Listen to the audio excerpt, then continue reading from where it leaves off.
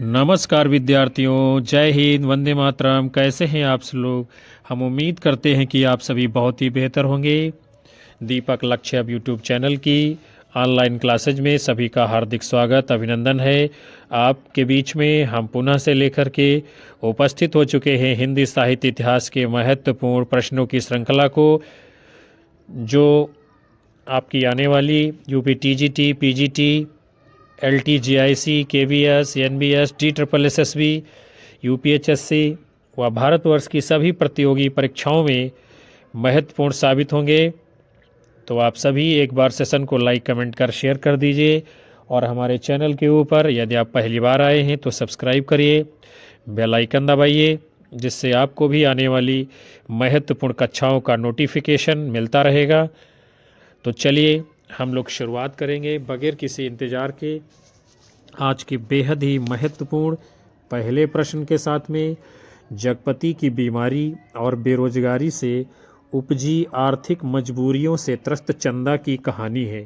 राजा निर्वंशिया, नीली झील, सफ़ेद तितलियां, सीने का दर्द। मोस्ट इम्पॉर्टेंट प्रश्न है आप सभी के सामने विद्यार्थियों। जगपति की बीमारी और बेरोजगारी से उपजी आर्थिक मजबूरियों से त्रस्त चंदा की कहानी किसमें है? तो आप सभी जानते हैं, जवाब ए होगा राजा निर्वंशिया।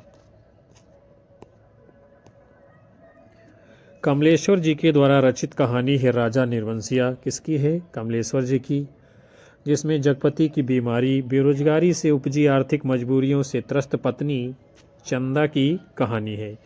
और इस कहानी में जगपति राजा के रूप में वर्णित है। इस कहानी के प्रमुख अंश को हम लोग देखते हैं। ब्याह हो जाएगा और 7वीं भांवर तब पड़ेगी जब पहली विदा की सायत होगी और लड़की अपनी ससुराल जाएगी। ये कथन है इसी कहानी में। दूसरा है, एक रोज राजा आया, आखेट को गए। माँ सुनाती थी राजा आखेट को जाते, ये तो 7वें रोज महल में लौट आते थे। फिर इस कहानी के पात्र कौन कौन से हैं? जगपति, चंदा, दयाराम, वचन सिंह। ये पूछा गया है। इस कहानी के पात्र भी पूछे गए हैं, इसलिए आप लोगों को ध्यान में रखना है। फिर अगला प्रश्न है, द्वैतवादी वैष्णव संप्रदाय के प्रवर्तक हैं रामानुजाचार्य, मध्वाचार्य, वल्लभाचार्य, रामानंद। द्वैतवादी वैष्णव संप्रदाय के प्रवर्तक कौन हैं? तो आपका उत्तर होगा विकल्प बी, मध्वाचार्य हैं द्वैतवाद के प्रवर्तक। फिर अगला प्रश्न आप सभी के सामने है। सूची 1 का मिलान सूची 2 से करना है। रचनाएं हैं और उनके रचनाकार हैं। तो चलिए हम सभी लोग जो है देखते हैं कौन सी रचना किसकी है। सबसे पहले हैं कौन? I.A. रिचर्ड्स जी हैं। I.A. रिचर्ड्स की रचना का नाम क्या है? बियॉन्ड। फिर T.S. इलियट की रचना का नाम क्या है? दी वेस्टलैंड, आप सभी जानते हैं। अरस्तू की रचना का नाम क्या है? पेरिपोइथिकेस, ये भी आप लोग जानते हैं। कॉलरिज की रचना बायोग्राफिका लिटरेरिया, ये भी आप लोग जानते हैं। तो दी वेस्टलैंड किसकी है? T.S. इलियट की है। बियॉन्ड किसकी है? रिचर्ड्स की है। पेरिपोइथिकेस किसकी है? अरस्तू की है। और बायोग्राफिया लिटरेरिया किसकी है? कॉलरिज जी की रचना है। ये आपका सही मिलान कर दिया गया है और कूट के रूप में आपका विकल्प डी उत्तर माना जाएगा। फिर lectures and notes on Shakespeare and other dramatist, ये किसकी है? कॉलरिज की है। द फिलॉसफी ऑफ रिटोरिक, ये किसकी है? रिचर्ड्स की है। एस्थेटिक्स किसकी है? क्रोचे की है। एलिजाबेथ एसेज किसकी पुस्तक है? कॉलरिज की है। पेरहुप्सिस किसकी है? लॉन्जाइनस की है। और ये भी सही जो पुस्तकें दी गई हैं क्या है, ये भी इम्पॉर्टेंट है। आप सोच सकते हैं कि यूपी टीजीटी के पेपर में जो है पाश्चात्य काव्यशास्त्र की रचनाएं और कथन कई बार पूछे गए हैं। फिर अगला प्रश्न आपके सामने है, पत्रिकाएं हैं और उनके प्रकाशन का स्थान है। ये भी महत्वपूर्ण प्रश्न है। आप सभी देखेंगे एक साथ में कई पत्रिकाओं के प्रकाशन स्थल को। तो सबसे पहले है भारत बंधु, इसका प्रकाशन कहाँ से होता था? अलीगढ़ से। फिर है देश हितैषी, देश हितैषी का प्रकाशन कहाँ से होता था?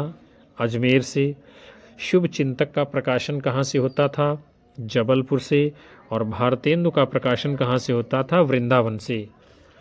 तो भारत बंधु अलीगढ़ से, देश हितैषी वृंदावन से, शुभ चिंतक जबलपुर से और भारतेंदु वृंदावन से, भारत बंधु ये अजमेर से प्रकाशित होती थी। ये आपका सही मिलान कर दिया गया है और कूट के रूप में आपका विकल्प सही माना जाएगा। फिर जो है अन्य महत्वपूर्ण पत्रिकाओं को हम लोग देखते हैं।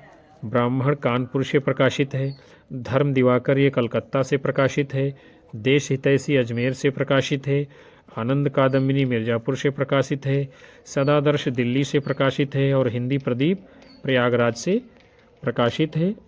सभी पत्रिकाएं ये महत्वपूर्ण हैं, पूछी गई हैं। उसके बाद में अगला प्रश्न है, इसमें क्या है? सूची 1 का मिलान सूची 2 से करना है। पुस्तकें हैं और उनके रचनाकार हैं। तो सबसे पहले कौन सी पुस्तक है? भक्ति आंदोलन और सूरदास का काव्य। ये किसकी है? मैनेजर पांडे की है। फिर है स्नेह को मार्ग। ये पुस्तक किसकी है? स्नेह को मार्ग इमरे बघा की है। अकथ कहानी प्रेम की कहानी नई कहानी, ये पुस्तक किसकी है? तो ये नामवर सिंह जी की है। और कामायनी एक पुनर्विचार आप सभी लोग जानते हैं, मुक्तिबोध की पुस्तक है। विकल्प डी आपका राइट आंसर होगा। हम लोग यहाँ नीचे देख लेते हैं अब इन पुस्तकों के लेखक को। भक्ति आंदोलन और सूरदास का काव्य ये किसकी है? मैनेजर पांडे की। स्नेह को मार्ग ये पुस्तक किसकी है? इमरे बंधा की है। अकथ कहानी प्रेम की कहानी नई कहानी ये किसकी है? नामवर सिंह जी की है। कामायनी एक पुनर्विचार मुक्तिबोध जी की पुस्तक है, आप जानते हैं। उसके बाद में प्रेमचंद और उनका युग डॉक्टर रामविलास शर्मा की पुस्तक है। साहित्य की परख शिवदान सिंह चौहान की पुस्तक है। महाकवि निराला की काव्य कला और कृतियाँ विश्वंभर नाथ उपाध्याय की पुस्तक है। नई समीक्षा अमृत राय की पुस्तक है। और प्रगतिशील साहित्य के मानदंड ये रांगे राघव की पुस्तक है। ये आलोचनात्मक पुस्तकें हैं, मोस्ट इम्पॉर्टेंट है, इसलिए आपको ध्यान में रखना है, याद में अपनी रखना है और पूछी गई रचनाएं हैं ये। अगला है सूची 1 का सूची 2 से मिलान करना है। क्या है? इसमें उपन्यास हैं और उपन्यासों में आए स्थल को पूछा जा रहा है, कौन स्थल किस में आया है। तो हम लोग देखते हैं कौन स्थल किस में है। सबसे पहले गोदान। गोदान में कौन सा स्थल है? आप लोग जानते हैं, बेलारी है। मैलांचल में कौन सा है? मेरीगंज, ये भी आप लोग जानते हैं। राग दरबारी में शिवपालगंज है, ये भी आप जानते हैं। मानस का अंश में चित्रकूट है, तो आपका मिलान कर दिया गया। और कूट के रूप में आपका विकल्प डी उत्तर माना जाएगा। फिर जो है इसके अतिरिक्त अन्य उपन्यासों के स्थानों को हम लोग जानते हैं। ये भी महत्वपूर्ण मोस्ट इम्पॉर्टेंट जानकारी है विद्यार्थियों, जहाँ से प्रश्न पूछे जाते हैं कि स्थान गांव यानी किस जगह का चित्रण है, तो वो सभी उपन्यास जगह वाले स्थान वाले आप सभी के सामने है यहाँ पर एक साथ में। तो टोपी शुक्ला में अलीगढ़ का चित्रण है। कटरा बियारजू में इलाहाबाद का है। आधा गांव में गंगोली गांव है। परती परखता में परानपुर गांव है। दीर्घतपा में पटना है। सूरज का 7वां घोड़ा में ये भी इलाहाबाद है। बूंद और समुद्र में लखनऊ का चित्रण है। और मैया दास की माड़ी पंजाब व खालसा राज्य है। उसके बाद में फिर अगला प्रश्न है, नाटक हैं और उनके पात्र पूछे जा रहे हैं। मिलान करना हम लोगों को नाटक का पात्रों से है, ये भी इम्पॉर्टेंट प्रश्न है। एक साथ नाटक और पात्र आपके सामने रखे गए हैं। तो सबसे पहले है अंजू दीदी। अंजू दीदी की पात्र कौन है? अंजू दीदी नाटक की पात्र है ओमी। फिर चंद्रगुप्त। चंद्रगुप्त जो है नाटक का पात्र कौन है इसमें? तो वो लीला है। फिर स्कंदगुप्त नाटक की पात्र जयमाला है। और राजकुमार एक और द्रोणाचार्य का पात्र है। यानी अंजू दीदी नाटक की पात्र ओमी, चंद्रगुप्त नाटक की पात्र लीला, स्कंदगुप्त की पात्र जयमाला, एक और द्रोणाचार्य की पात्र राजकुमार। ये आपका सही मिलान है। और आपका कूट के रूप में जो सही जवाब माना जाएगा विकल्प ए उत्तर होगा। एक बार हम लोग पुनः देख लेते हैं। अंजू दीदी नाटक किसका है? उपेंद्र नाथ का पात्र है ओमी। चंद्रगुप्त नाटक किसका है? जयशंकर प्रसाद का। पात्र है लीला। स्कंदगुप्त नाटक किसका है? जयशंकर प्रसाद का। पात्र है जयमाला। एक और द्रोणाचार्य नाटक किसका है? डॉक्टर शंकर शेष का। राजकुमार इसका पात्र है। उसके बाद में फिर अंजलि यानी अंजो दीदी, श्रीपत, इंद्रनारायण, अनिमा, नीरज, मुन्नी, राधु, ये सब अंजो दीदी नाटक के पात्र हैं, आपको याद रखना है। फिर राक्षस, शकटार, पर्वतेश्वर, सिंहरण, अलका, नीला, कल्याणी, सुवासिनी, ये चंद्रगुप्त नाटक के पात्र हैं। उसके बाद में देखते हैं हम लोग कुमार गुप्त, गोविंद गुप्त, चक्रपालित, बंधुवर्मा, भीमवर्मा, प्रपंच बुद्धि, शर्वनाग, भट्टारक, ये सब जो है स्कंदगुप्त नाटक के पात्र हैं। फिर अरविंद, यदु, विमलेंदु, चंदु, लीला, अनुराधा, ये सब एक और द्रोणाचार्य नाटक के पात्र हैं। उसके बाद में लीला नामक स्त्री एक और द्रोणाचार्य नाटक तथा चंद्रगुप्त दोनों में है। कौन? ध्यान में रखना आपको, लीला जो नाम की स्त्री है पात्र, ये एक और द्रोणाचार्य में भी है और चंद्रगुप्त नाटक यानी कि दोनों में ये सब पात्र हैं। अगला प्रश्न आपके सामने है, क्या है? निबंध और उनके निबंधकार आप लोगों को मिलान करने हैं। तो देखते हैं हम लोग कौन निबंध किसका है। तो प्रताप नारायण मिश्र का निबंध है मनोयोग, हजारी प्रसाद द्विवेदी का निबंध है कुटज, सच्ची वीरता निबंध है सरदार पूर्ण सिंह जी का, तुम चंदन हम पानी निबंध है ये विद्यानिवास मिश्र जी का। आपका सही मिलान कर दिया गया है। और कूट आपका कौन सा सही होगा? विकल्प सी माना जाएगा सही उत्तर आपका। फिर चर्चित निबंध और उनके निबंधकारों को देखते हैं। नयनों की गंगा, कन्यादान निबंध सरदार पूर्ण सिंह जी के हैं। आशाकांत निबंध बाल मुकुंद गुप्त का है। बनारस का बुढ़वा मंगल ये बद्री नारायण चौधरी प्रेमघन का निबंध है, इंपॉर्टेंट है आपके लिए सभी ये। जीवन अलभ्य है, जीवन सौभाग्य है, ये निबंध किसका है? विद्यानिवास मिश्र जी का। और प्रिया नीलकंठी आप लोग जानते हैं ये कुबेरनाथ राय जी का निबंध है। उसके बाद में अगला प्रश्न आपके सामने है, रचना और रचनाकार का आपको क्या करना है? मिलान करना है। और मोस्ट इम्पॉर्टेंट रचनाएं हिंदी जगत की बार बार पूछी जाने वाली। तो देखते हैं हम लोग। सबसे पहले अकाल में सारस रचना किसकी है? केदारनाथ सिंह जी की है। फिर है वन पाखी सुनो, वन पाखी सुनो, ये रचना किसकी है? नरेश मेहता की है। ठंडा लोहा धर्मवीर भारती की है। बची हुई पृथ्वी ये लीलाधर जगूड़ी जी की रचना है। आपका सही मिलान कर दिया गया है और कूट आपका विकल्प ठीक माना जाएगा। फिर उसके बाद में अभी बिल्कुल अभी 1960 ईस्वी, जमीन पक रही है 1980 ईस्वी, उत्तर कबीर और अन्य रचनाएं 1995 ईस्वी, यहाँ से देखो 1983 ईस्वी, ये सभी केदारनाथ सिंह जी की काव्य रचनाएं हैं। आपको ध्यान में रखना है, केदारनाथ सिंह जी की रचनाएं भी अपने आप में हर परीक्षा के लिए बेहद महत्वपूर्ण मानी जाती हैं। फिर उसके बाद में सात गीत वर्ष 1959 ईस्वी, कनुप्रिया 1959 ईस्वी, सपना अभी भी 1993 ईस्वी, आद्यंत 1999 ईस्वी, ये सब धर्मवीर भारती जी के काव्य संग्रह हैं। फिर संशय की एक रात 1962 ईस्वी, महाप्रस्थान 1965 ईस्वी, प्रवाद पर्व 1977 ईस्वी, शबरी, प्रार्थना पुरुष, ये सब नरेश मेहता जी के काव्य संग्रह हैं। उसके बाद में नाटक जारी है तथा बलदेव खटिक, ये लीलाधर जगूड़ी जी की लंबी कविताएं हैं। नाटक जारी है, बलदेव खटिक, लीलाधर जगूड़ी जी की ये क्या है? लंबी काव्य रचनाओं के अंतर्गत आती है। फिर अगला प्रश्न है, रेखा चित्रों के मुख्य पात्र हैं और उनके सहयोगी पात्रों की बात की जा रही है। तो देख लेते हैं हम लोग इसको भी, कौन से सहयोगी हैं कौन से नहीं हैं। तो सबसे पहले सरयू भैया, सरयू भैया के सहयोगी पात्र कौन हैं? गंगो भाई। फिर है मंगर, मंगर के सहयोगी पात्र कौन है? झकोलिया। फिर रजिया, रजिया के सहयोगी पात्र कौन है? हसन। और देव के सहयोगी पात्र हैं कुनकुन। तो ये आपका सही मिलान कर दिया गया है और कूट के रूप में आपका जो सही जवाब होगा कौन सा है? इसमें विकल्प ए उत्तर माना जाएगा। और रामवृक्ष बेनीपुरी जी के द्वारा रचित माटी मूर्तें, माटी की मूर्तें, ये जो है क्या है? रेखा चित्र है, आप सभी लोग जानते हैं। माटी की मूर्तें रेखा चित्र के अनुक्रम को हम लोग देखते हैं।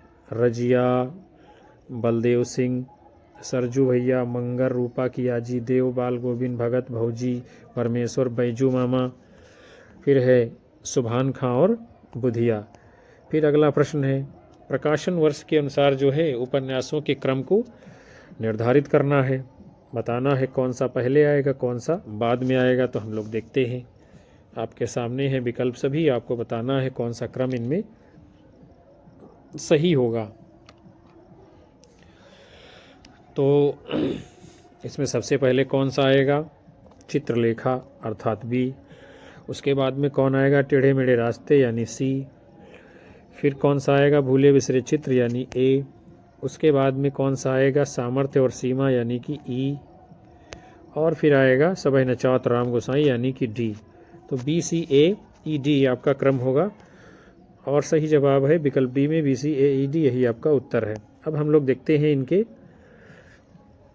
प्रकाशन को, महत्वपूर्ण है जो चित्रलेखा 1934 ईस्वी में, टेढ़े मेढ़े रास्ते 1946 ईस्वी में, भूले बिसरे चित्र 1959 ईस्वी में, सामर्थ्य और सीमा 1962 ईस्वी में, सबई नचावत राम गोसाई 1970 ईस्वी में प्रकाशित है। इम्पॉर्टेंट है ये विभाजन आपके लिए।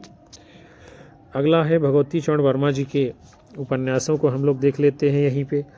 पतन 1928, 3 वर्ष 1936, आखिरी दांव 1950, अपने खिलौने 1957, फिर वही नहीं आई वो फिर नहीं आई 1960, रेखा 1964, सीधी सच्ची बातें 1968, प्रश्न और मरीचिका 1973, चाणक्य 1982 में प्रकाशित है। अगला प्रश्न आपके सामने है, प्रकाशन वर्ष के अनुसार हिंदी की दलित आत्मकथाओं को पहले से बाद के क्रम में आपको लगाना है। सभी की सभी दलित आत्मकथाएं हैं आपके सामने हैं। तो हम लोग चलिए लगाते हैं पहले से बाद के क्रम में। सबसे पहले आएगा दोहरा अभिशाप यानी कि ई आएगा। फिर आएगा झोपड़ी से राजभवन यानी कि डी आएगा। उसके बाद में आएगा मेरी पत्नी और भेड़िया यानी ए आएगा। फिर जो है मुर्दहिया आएगा यानी कि बी। फिर आएगा शिकंजे का दर्द यानी कि सी। E D A B C, ये आपका क्रम सही होगा और ये किस में है, विकल्प बी में, यही आपका उत्तर है। अब हम लोग देखते हैं जो है दलित आत्मकथाओं के प्रकाशन को।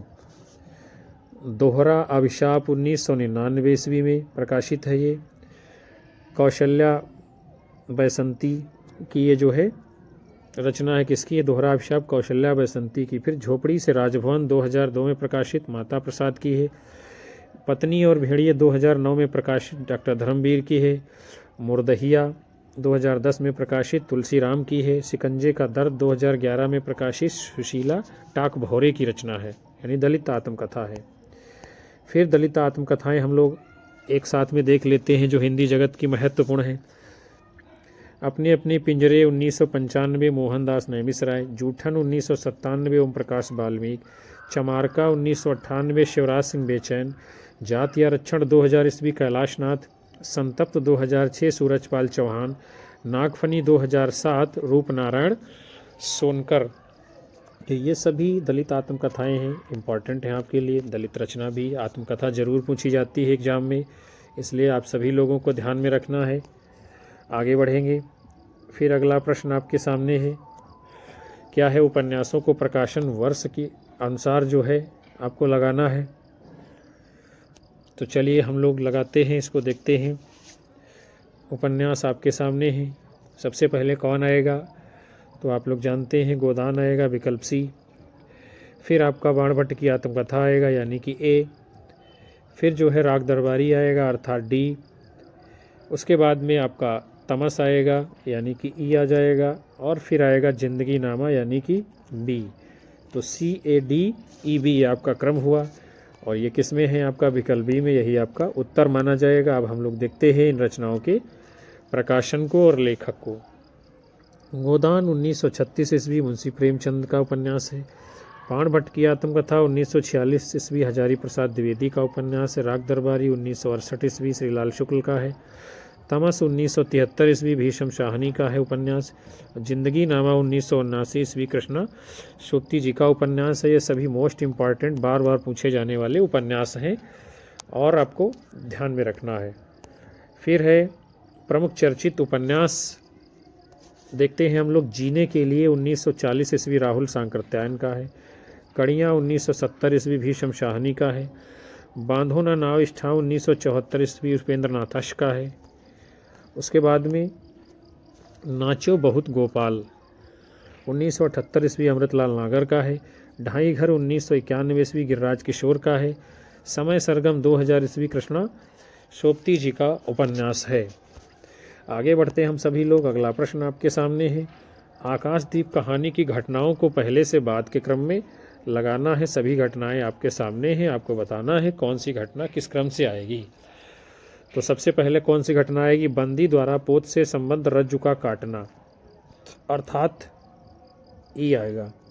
उसके बाद में है बुद्धगुप्त और नायक के बीच में द्वंद्व युद्ध होता है, अर्थात डी हो जाएगा। उसके बाद में चंपा द्वारा दीपक का जलाना यानी ए हो जाएगा। फिर उसके बाद में चंपा और जया द्वारा नौका विहार होती है, अर्थात सी हो जाएगा। और उसके बाद में दीप स्तंभ का महोत्सव अर्थात बी हो जाएगा। तो ये आपका CDAEDACB ये आपका क्रम सही माना जाएगा और आपका सही जवाब कौन सा है? विकल्प बी उत्तर है। जयशंकर प्रसाद द्वारा रचित कहानी है आकाशदीप। कहानी में असफल प्रेम को अत्यंत मार्मिक ढंग से अभिव्यक्त किया गया है। नायिका प्रधान इस कहानी में त्याग और देश प्रेम की भावना मिलती है। घटनाएं हम लोग देख लेते हैं एक बार पुनः से। बंदी द्वारा पोत से संबद्ध रज्जु का काटना, बुद्धगुप्त और नायक के बीच द्वंद्व युद्ध, चंपा नामक स्त्री द्वारा दीपक का जलाना, चंपा और जया द्वारा नौका विहार, दीप स्तंभ का महोत्सव। तो प्यारे विद्यार्थियों, आज के इस खूबसूरत सेशन को हम यहीं पर विराम दे रहे हैं, जिसमें आप सभी लोगों ने महत्वपूर्ण हिंदी साहित्य इतिहास के वैकल्पिक प्रश्नों की श्रृंखला को देखा है। हम उम्मीद करते हैं ये सेशन आप सभी लोगों के लिए महत्वपूर्ण साबित होगा, आपको पसंद आया होगा। कक्षा को लाइक करिए और कक्षा को हाइप अवश्य आप लोग किया करिए। अपने साथी मित्रों में शेयर करिए और अपने अधिकतम साथी मित्रों को हमारे चैनल से जोड़ते रहिए। आप सभी लोगों का हमको प्यार मिलता रहेगा और हम आप लोगों को लगातार कक्षाएं देते रहेंगे। अपनी राय हमें कमेंट बॉक्स में दर्ज करिए। उन सभी विद्यार्थियों का तहे दिल से हार्दिक धन्यवाद जो अंत तक सेशन को वॉच किए हैं, और हम मिलेंगे आप सभी को पुनः से नए मॉडल पेपर में। तब तक के लिए नमस्कार, जय हिंद, वंदे मातरम, बाय बाय, शुभ रात्रि आप सभी लोगों को विद्यार्थियों।